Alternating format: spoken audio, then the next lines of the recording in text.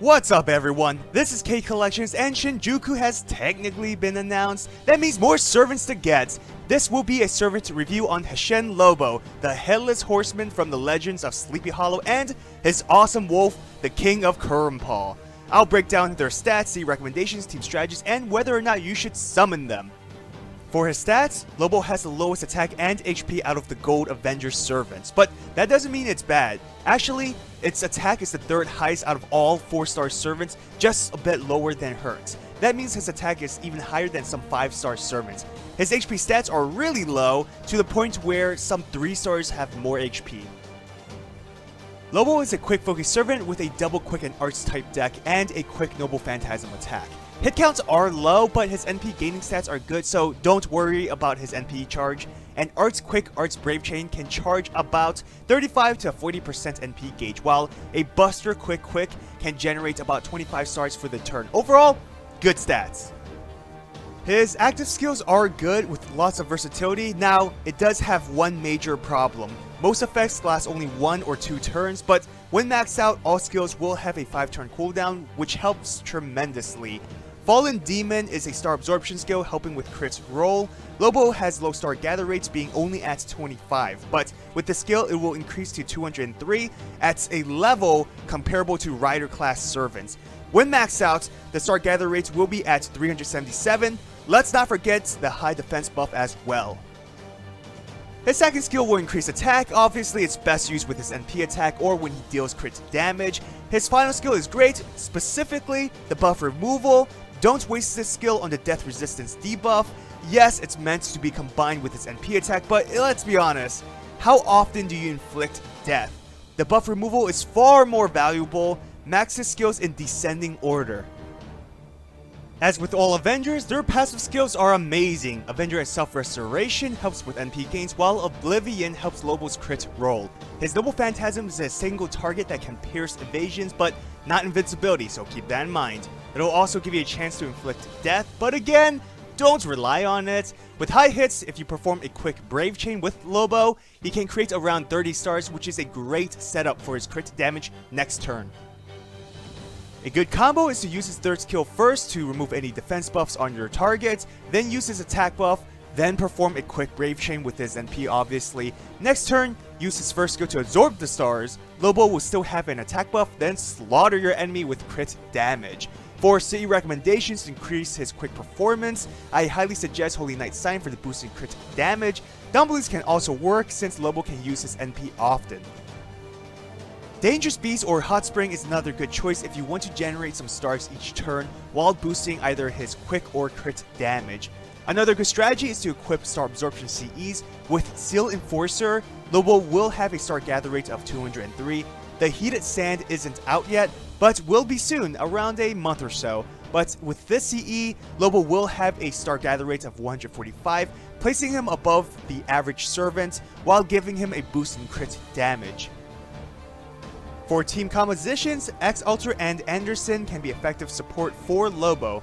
This team specializes in burst crit damage dealing with Lobo since you can reduce Anderson's star gather rate with X Alter skill or increase Lobo's with his own skill.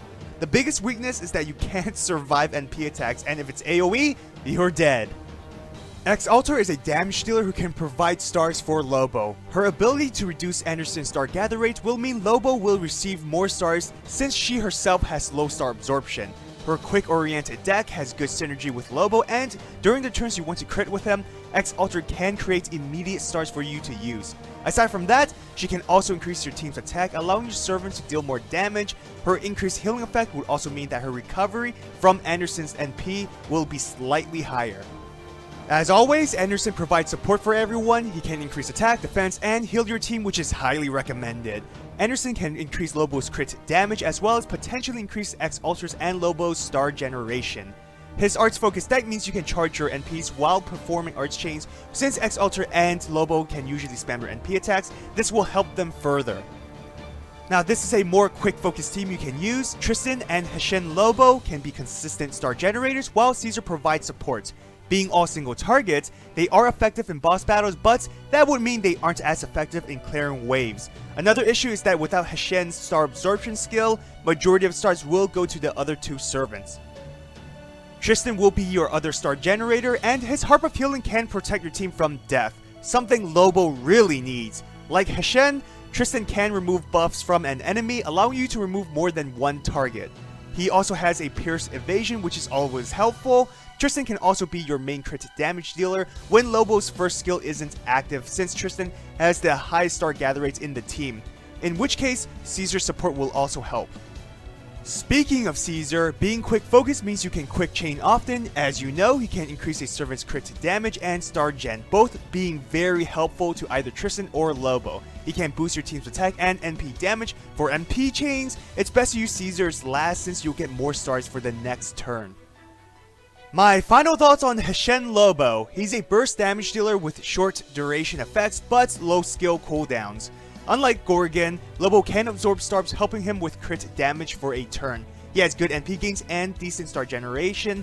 His active skills have great synergy with his strengths, and his attack stats are high. Combine that with his high damage modifier, Lobo is effective in damage dealing.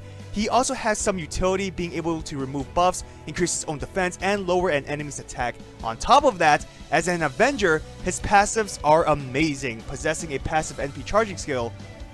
Now, he does have noticeable weaknesses. First, his HP is extremely low with no healing or survivability skill. Besides defense up for one turn, he will die in long battles. Another issue is that his skill effects last 1 or 2 turns only, making him less reliable during cooldown periods. This affects his overall crit roll since he has a really low star absorption without his first skill. Lastly, as an Avenger, he will deal neutral damage in most battles and rarely take resist damage, again hurting his survivability. So, should you summon Hessian Lobo? It's a no for me. He's not a bad servant, and with the right team and CEs, he can be very deadly. Overall, he's just too average for me to recommend players spending quartz on. I'm not even factoring Dantes or Jalter in this. I'm judging this servant based on what he can offer. First, you're not going to use him a lot in challenge quests unless you can cover his low survivability. He's not a farming servant, obviously. Lastly, without effective damage, you'll most likely use other servants besides him. Post-God-E, he will be amazing, so if you want to plan a year and a half in advance, go for him. If you think he's worth 1000 Saint Quartz, definitely summon him. But I will say, if you're not a whale, save your Saint Quartz for another servant you want, because down the road, you can get him for free. As always, tremendous thanks to all my patrons for your continued support. I can't thank you guys enough. If you want to support my channel, check out my Patreon. So, who is your most favorite Avenger class servant? For me, it's Edmund Dantes. Jalter is waifu, let's get that straight. But Dantes is my favorite. Who's yours? Well, I hope you enjoyed this video. If you did, hit that thumbs up and subscribe to my channel for more FGO content. Follow my Twitter, Instagram, and join my Discord server. All links are in the description. Have an awesome day. Till next time.